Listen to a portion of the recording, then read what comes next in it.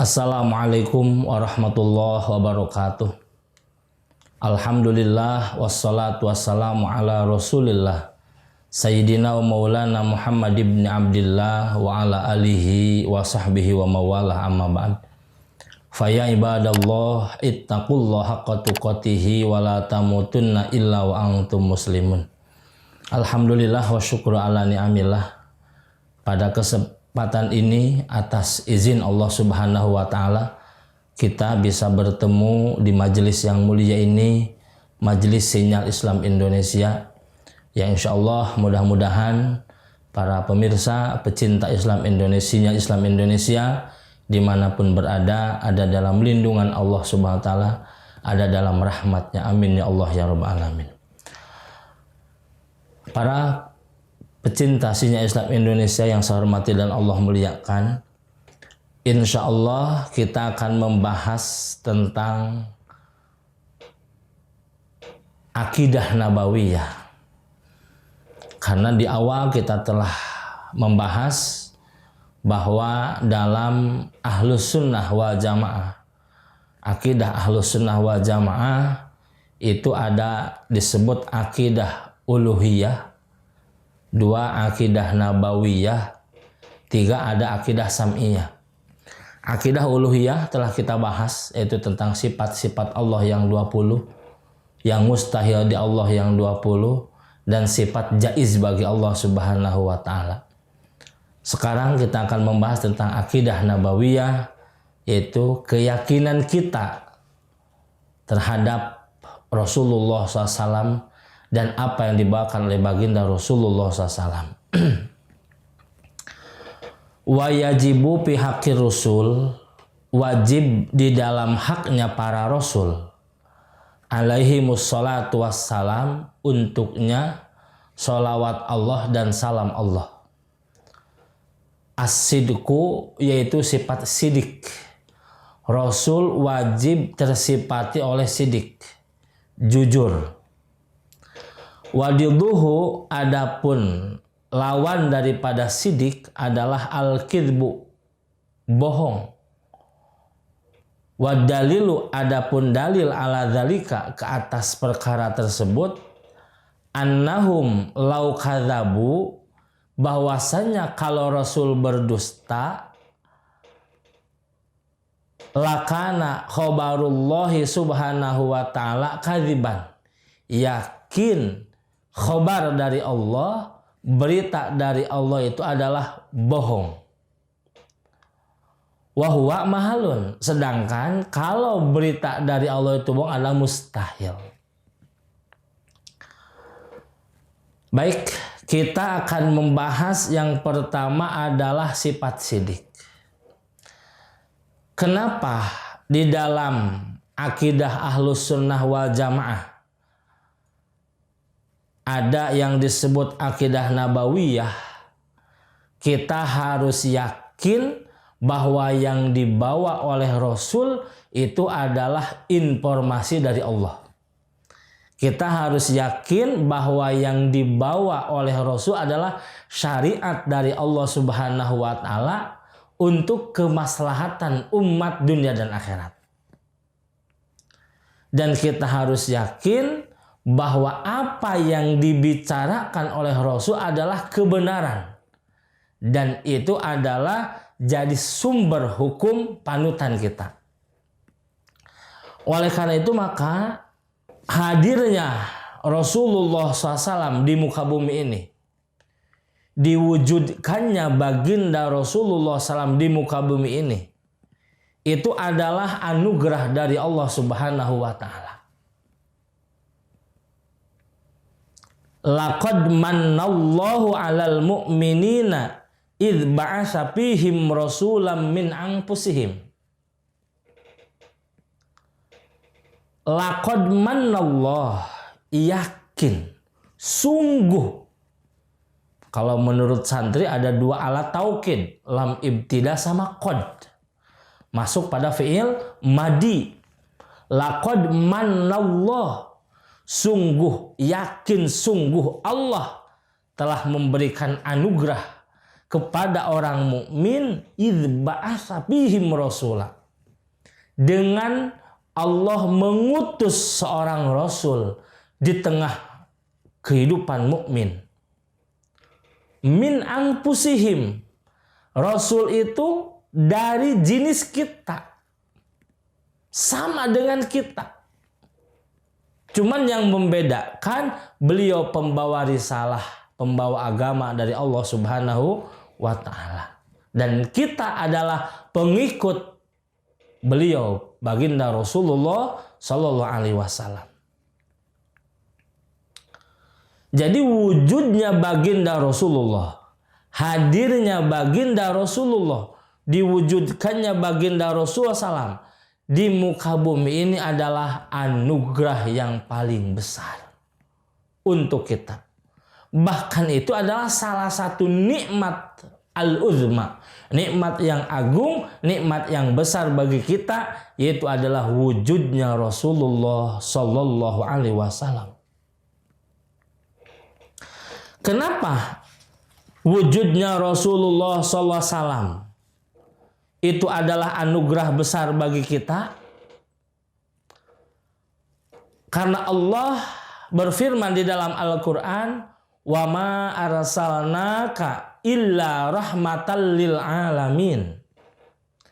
Tidaklah kami mengutus engkau wahai Muhammad illa rahmatan lil alamin, kecuali hanya menjadi rahmat untuk seluruh alam. Maka jelas hadirnya Rasul, wujudnya Rasul itu adalah jadi rahmat untuk seluruh alam. Mawal alam. Al-alam masih Allah. Alam itu adalah selain Allah, itu alam. Matahari alam, bulan alam, seluruhnya alam. Jin alam, setan alam, malaikat alam, manusia pun alam. Masih Allah.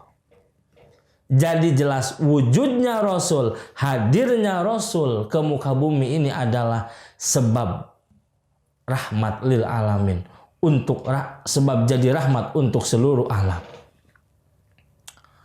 Fakanat hayatuhu rahmatan wa mamatuhu rahmatan. Oleh karena wujudnya Rasul, hadirnya Rasul itu adalah rahmat untuk seluruh alam. Fakanat hayatuhu rahmatan, maka hidupnya Rasul jadi rahmat untuk seluruh alam. Wa mamatuhu rahmatan, dan wafatnya Rasul pun itu adalah rahmat. Kama qala sallallahu alaihi wasallam, hayati khairun lakum wa mauti khairul lakum. Hidupku adalah khairun lakum, kebaikan untuk kalian. Wa mamati wa mauti khairun lakum, dan wafatnya aku adalah khairun lakum, kebaikan untuk kalian. Maksudnya apa? Ketika Rasul hidup, Rasul begitu jelas membawa kebaikan untuk seluruh alam. Setelah wafatnya Rasul pun, Rasul membawa kebaikan untuk seluruh alam, jadi rahmat untuk umat.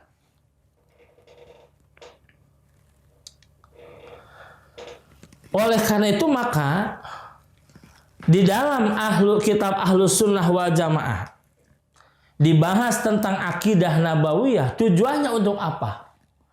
Tujuannya kita untuk meyakini apa yang dibawa oleh Rasul adalah kebenaran, sumbernya dari Allah.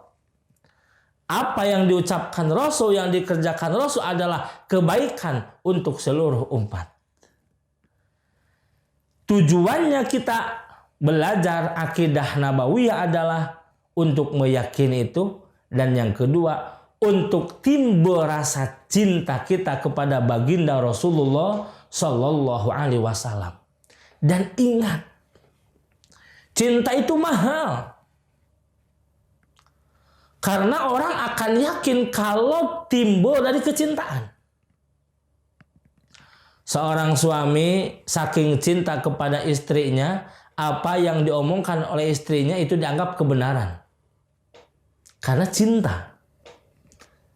Seorang istri saking cinta kepada suaminya, apa yang diomongkan oleh suami itu adalah kebenaran. Karena cinta. Seorang anak cinta kepada orang tuanya, apa yang diomongkan orang tua adalah petuah kebenaran. Karena cinta. Tetapi kalau sudah tidak ada cinta, tidak akan ada kebenaran. Seorang suami tidak cinta sama istrinya. Apa yang diomongkan istrinya meskipun benar dianggap dusta. Seorang istri tidak cinta terhadap suaminya, apa yang diomongkan oleh suaminya meskipun benar dianggap dusta. Kenapa? Karena tidak ada cinta. Oleh karena itu maka kita belajar di sini, belajar akidah nabawiyah untuk menanamkan rasa cinta kita kepada baginda Rasulullah Shallallahu Alaihi Wasallam.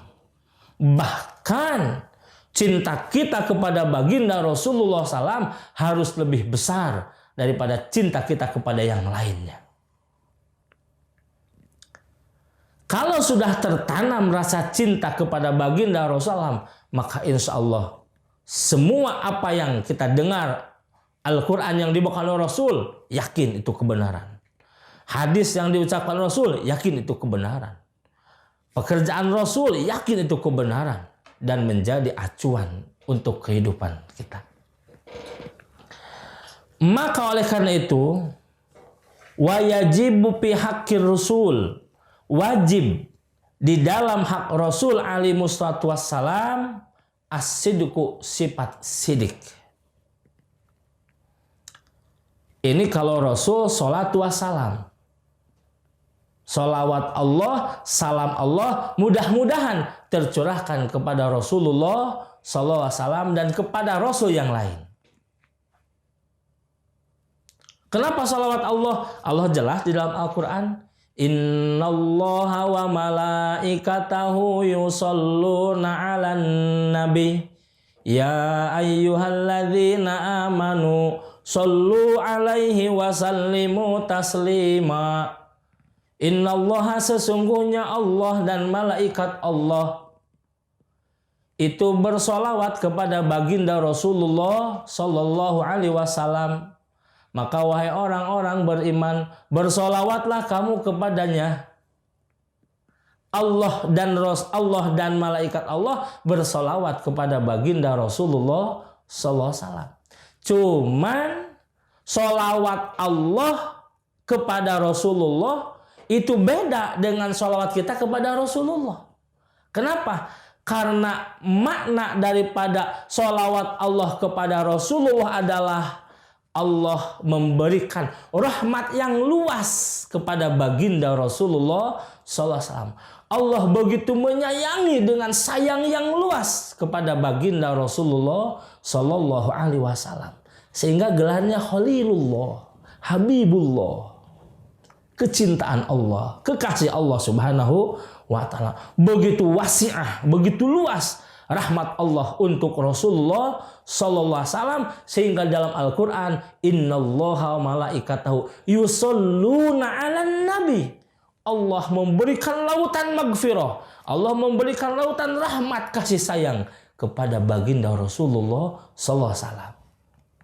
Wa malaikatahu, malaikat pun bersolawat kepada Rasulullah. Beda solawat kita kepada Rasul dengan solawat malaikat kepada Rasul. Apa solawat malaikat kepada Rasul? Al-istighfar.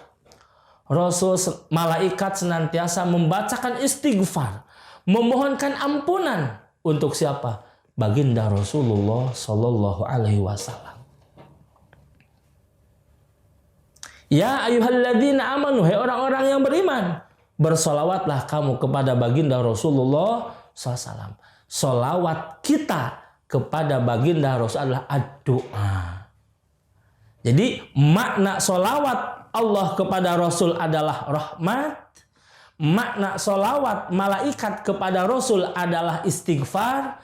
Makna solawat kita kepada Rasul adalah doa. Kita berdoa, meminta kepada Allah melalui wasilah bijahi Nabi Muhammad SAW. Wasilah keagungan kebesaran Rasulullah Sallallahu Alaihi Wasallam. Rasul itu wajib sidik. Apa sidik? Sidik itu adalah jujur. Sidik itu adalah benar. Mutabaqatu khobarihim lil waqi walau bihasabi i'tiqadihim. Sidik itu cocoknya khobar dengan kenyataan. Cocoknya berita dengan kenyataan, itu sidik. Maka apa yang dibawakan oleh Rasul itu pasti benar dan mustahil bohong. Ketika Rasul memberikan peringatan kepada umatnya tentang neraka, neraka itu pasti ada. Ketika Rasul memberikan kabar bahagia kepada umatnya tentang surga, surga itu pasti ada dan hak. Neraka hak untuk orang yang ingkar terhadap Allah dan Rasulnya. Surga itu adalah hak untuk orang yang taat kepada Allah dan Rasulnya. Jadi ketika apa yang dibawakan oleh Rasul itu pasti benarnya. Maka orang Arab mengatakan, kalaulah kata Muhammad, di belakang gunung itu yang tidak terlihat oleh kasat mata ada A, ada B, ada C, saya yakin pasti sesuai dengan kenyataan. Saking apa? Saking jujurnya Rasulullah Sallallahu Alaihi Wasallam. Sehingga orang Arab mengatakan seperti itu.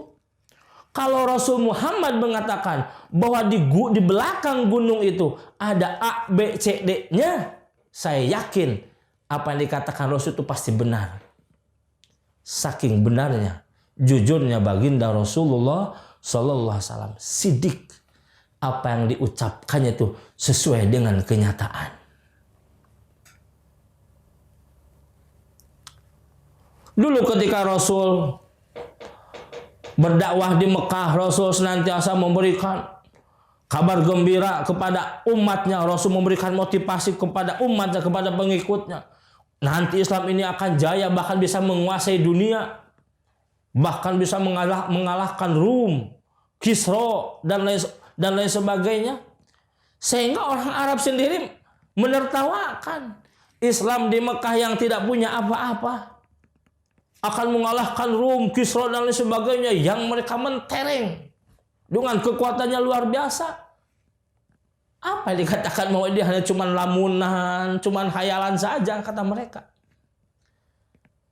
Tetapi Allah buktikan dan betul apa yang diucapkan oleh Rasul adalah kenyataan, pasti akan terjadi. Kisra jatuh, Rum jatuh, dan semuanya adalah jatuh di pelukan Islam. Dibuktikan pada zaman Khalifah Abu Bakar dan Umar bin Khattab.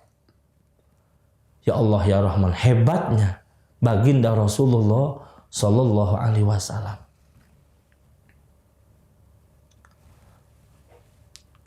Ini sidik. Jadi sidik jelas itu.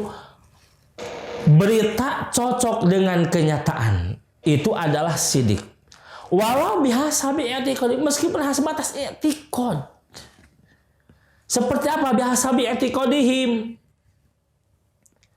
Surga dan neraka belum kita alami dan tidak terbayang oleh mata kita. Bagaimana pedihnya neraka, bagaimana nikmatnya neraka, surga tidak bisa dibayangkan. Mala ainun ra'at wala udunun sami'at wala khatara fi qalbi basar. Tidak bisa surga. Tidak bisa dibayangkan oleh pandangan mata, tidak bisa didengarkan, tidak bisa semuanya. Nikmatnya surga. Tetapi Rasul memberikan begitu indahnya surga, walau bihasabi i'tiqadim, dengan keyakinan kita, yakin surga lebih nikmat daripada itu. Dan kita tidak tahu pedihnya neraka, baru hanya sebatas gambaran kecil dari baginda Rasulullah SAW, dan kita yakin neraka lebih pedih daripada apa yang digambarkan oleh baginda Rasulullah SAW.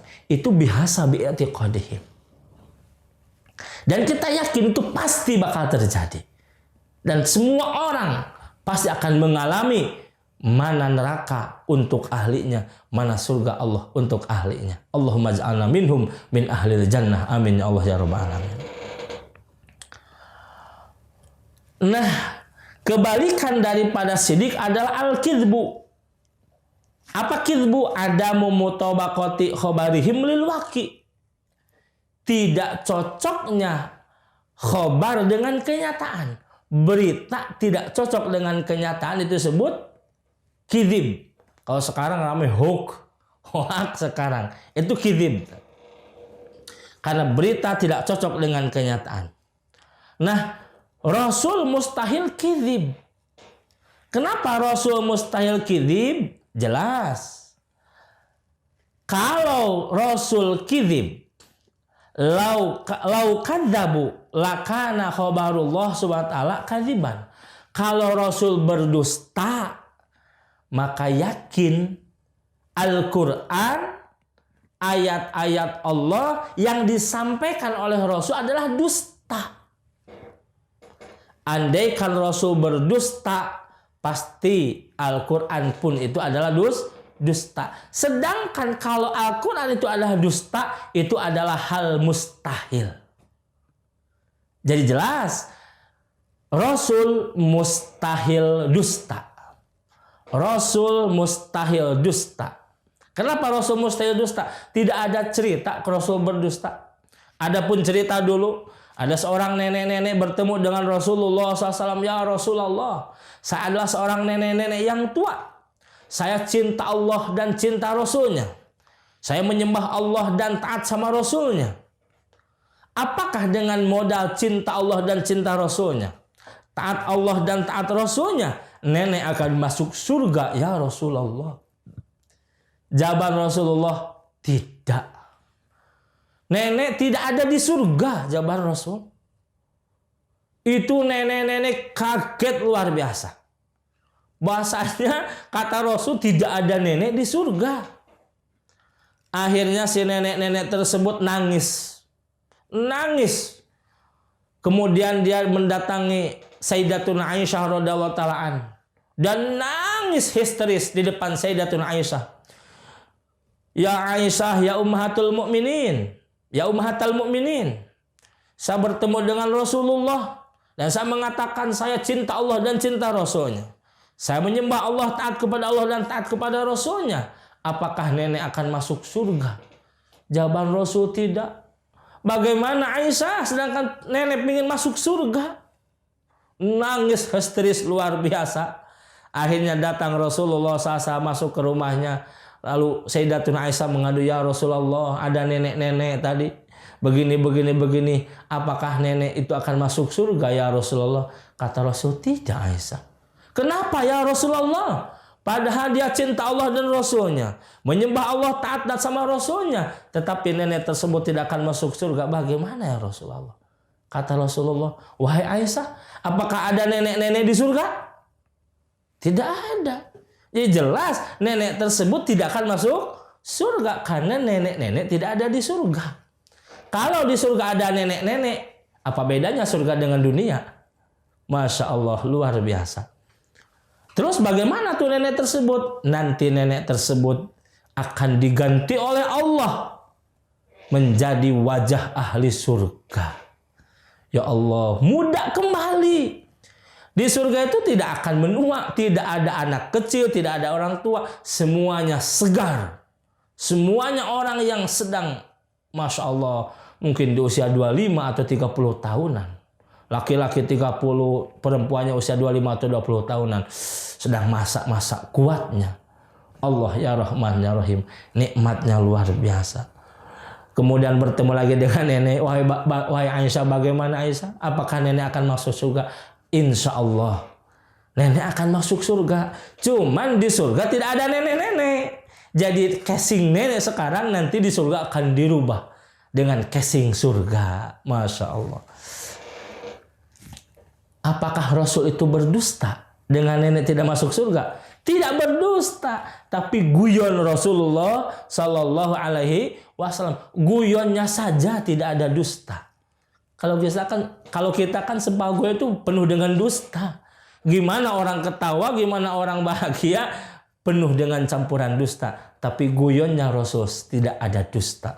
Masya Allah. Jadi jelas Rasul wajib sidik, mustahil kidib. Sebab kalau Rasul kidib, Quran pasti bohong. Sedangkan bohongnya Al-Quran adalah mustahil. mustahil.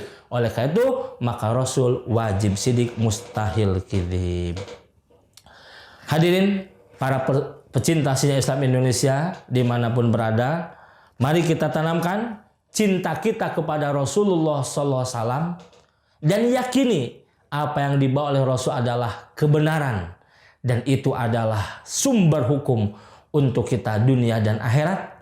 Apa yang diucapkan Rasul, apa yang dikerjakan Rasul itu adalah sumber inspirasi kehidupan untuk bahagia dunia dan akhirat. Mudah-mudahan oleh Allah kita tanamkan dalam hati kita rasa cinta kepada yang begitu mendalam kepada baginda Rasulullah Sallallahu Alaihi Wasallam. Bagaimana tidak? Rasul begitu cinta umatnya. Rasul begitu cinta umatnya. Kalau kita tidak cinta sama Rasul, bercinta Rasul kepada umat bertepuk sebelah tangan. Mari kita sambut cinta Rasul kepada umat. Kita sambut dengan kecintaan kita kepada baginda Rasulullah SAW dengan mengamalkan perintah Allah dan perintah Rasulullah SAW. Billahi fisabilillah. Assalamualaikum warahmatullahi wabarakatuh.